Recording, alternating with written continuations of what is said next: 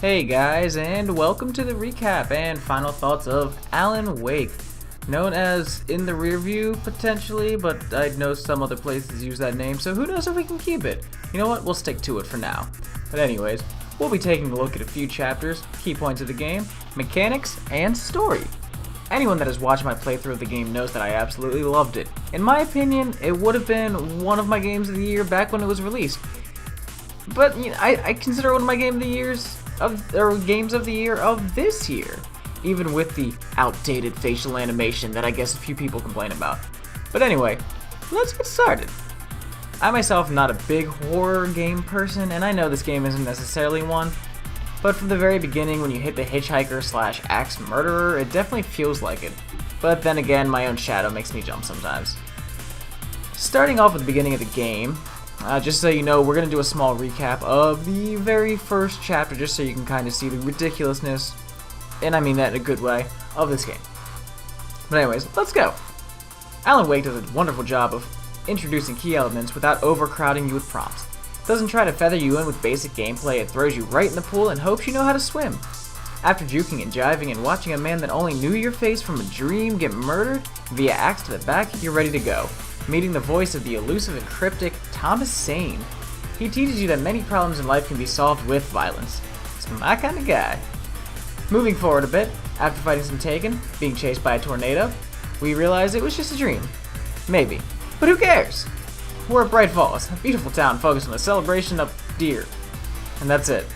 I swear. Yeah, anyways, moving forward a little bit more, we meet the colorful characters of the town. You know, the normal people. An over-obsessed waitress, a crazy lady, another crazy lady. Come to think of it, was anybody really sane from the beginning of this game? Anyway, we get the keys to our cabin from the wonderful Mrs. Jagger, and it's time to settle in. And by settle in, I mean go to a horrifying place where your wife is taken underwater. Jumping ahead some, and after crashing your car, or something crashing your car, you're stranded and you need to go look for help on foot. After noticing a gas station, that's where we head. Fight some Taken, finally get there to watch a video of yourself going crazy, get picked up by Sarah Breaker, one of the few normies in town, and convince her to go see the cabin in which we were staying against the suggestions that you shouldn't because it doesn't exist. And that's really about it for the first chapter. Oh yeah, the cabin doesn't exist. For real. Yeah, it's a problem. Anyway, that's the first chapter. Obviously a lot happens, which is wonderful. And for our good friend Alan, well, it doesn't get much better. But yeah, see, that's a great way to start the game. It really provides a good amount of depth for all the characters, from the star and hero Mr. Wake to Barry. Though we start off with little contact, he is one of the best sidekicks you could ever ask for. We're gonna speed this up slightly, not go so deep into chapters. I just wanted to make sure the tone was established for anyone that wanted a recap of how this all started, because my god, I didn't even realize that much happened in the first chapter until I looked back over another recap. But with that in mind, let's look at some main points and talk about them. Alright, we're gonna just go over kind of a really quick overview of the rest of the story. Let's see. Alice gets kidnapped, but not by who we think. This man is later revealed to be a pawn and gets destroyed by the darkness. Said darkness takes over sweet old Rose and drugs Alan and Barry, leading the FBI to get caught on us.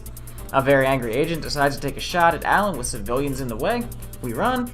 The darkness helps us while trying to hurt us.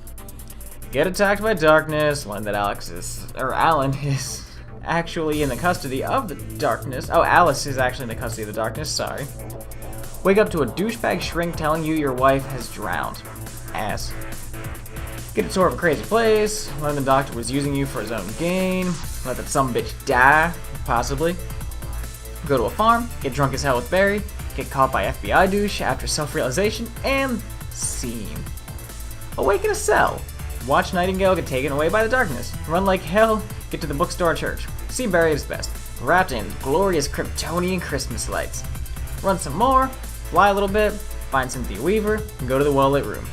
Barry and Sarah flying somewhere and their chopper crashes, but they good. They always good.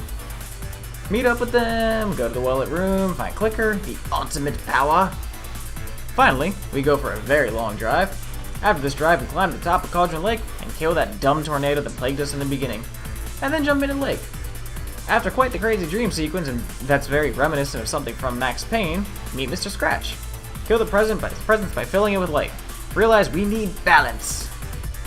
After saving Alice through the power of the story, we see Mr. Wig doing a final couple of rewrites to Departure. Concentrating deeply, he mutters, "It's not a lake. It's an ocean." And end normal story. I'll be honest with you, looking back at the whole story, it really spells it out to you. But that's obvious in the manuscript pages, obviously, because it does its best. It wants to spell it all out to you. Until the end. A story so cryptic that you would think that Thomas Zane booted the writers out of their chair on the last page and said, "You know what, guys? I got this." Nonetheless, an amazing end to the regular season. There was so much to discuss about this ending, and I honestly didn't really know what to think. Many thought that Alan was talking about the possibility of this being an even bigger presence than we once thought, while many people said he was setting up for a sequel, and some said the Dark Presence had taken hold of Alan. I was really surprised that that was the least sought conclusion. I mean, was I the only one that heard his voice at the end? I mean, all dark and raspy and, well, filled with darkness? Come on, people. But playing the bonus chapters definitely showed that was the answer. Alan was being driven mad, very slowly. He had no control, and the darkness, now haunting his layers of dreams, weren't even trying to be subtle anymore. It was loud, it was proud. We'll skip the final bonus chapters for the most part, since they are a bit of filler, but still pretty amazing. Just talking about the end, really, of those chapters after Alan regains his sanity. Though I love the final moments of the writer, I couldn't help but feel I played a slightly alternate ending of Chapter 6 Departure. I'm glad that I had an extra 3 or so Alans to live in Alan Wake's... Alan's... I'm glad I had an extra 3 hours to live in Alan Wake's head, but feel it didn't add much depth to the demons that already plagued Alan. I understood that it was definitely a setup for the sequel though, considering how meta the final moments were.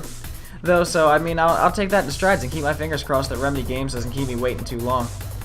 But, I mean, that's, for the most part, that's the story. There's really not a lot to discuss. I mean, there is a lot to look into, but I think once you have the concrete answer you know what I'm trying to say, right? You know, that one answer that you tell yourself is the true canon ending. There's a million that could be out there, but we're gonna go with mine. I'm gonna go with mine. You obviously don't have to. Feel free to join me though on this crazy train. I wouldn't mind. It's lonely over here. But let's look at some of the mechanics. Just a little quick look at those. Basically, for a game sorry about that. For a game focused on shooting, that was never really the main goal. You know, light was. Not just actual light, but being light on your feet. Many times you would be overwhelmed and had to run as fast as you could, or just dodge a whole bunch of taken. Which was always rewarding when timed right and the game went all slow motion and stuff and made you feel like a badass. Of course, using the light was always fun though, and once again rewarding as hell. Anytime that you could start up a generator or destroy a bunch of taken and birds by stepping into a street light was like, well, seeing a light at the end of the tunnel, I guess. Also, when you had to use your guns, which was still a lot, it was always amazing. Nothing like getting that final kill on a group of enemies and watching that last jerk fade to black slowly, or annihilating a group with a flare gun or flashbangs. And a quick note about level design, it was amazing. That's really all. It was very immersive, and then the sound design was always beautifully ominous. Combine both of these and you have the makings for keeping me out of the woods and cabins for the rest of my life. All in all, Alan Wake from head to toe was an incredible experience. It never let up on the tension and always kept me wanting more. If I stopped recording, I couldn't help but look for any excuse to log back in and immerse myself further. As someone that never really liked scary games, this game has helped break the cycle slightly. I feel a bit more war-hardened. That's probably a lie. Just watch other newer scary games that I've played, and you'll see that's a lie. Either way, this game is one that I'm always willing to come back to, and I will say thank you for the scare, sir. And may I have another? What's next for Alan and myself? Well, Alan's American Nightmare, of course. After that, who knows, though. Hurry up, Remedy. I don't want to wait too long. But, I do hope you guys enjoyed this. Come back soon for more Alan Wake and other games. If you enjoyed this or any other videos, please do me a favor, like and share. It truly helps. I mean, every little bit is awesome. And, I mean, having you guys on my side is great. You've been a huge help in helping grow an extreme amount. Yeah, that's about it. If you haven't subscribed yet, please do. It would be a huge help. But anyways, guys, it's been a blast. I'll see you around.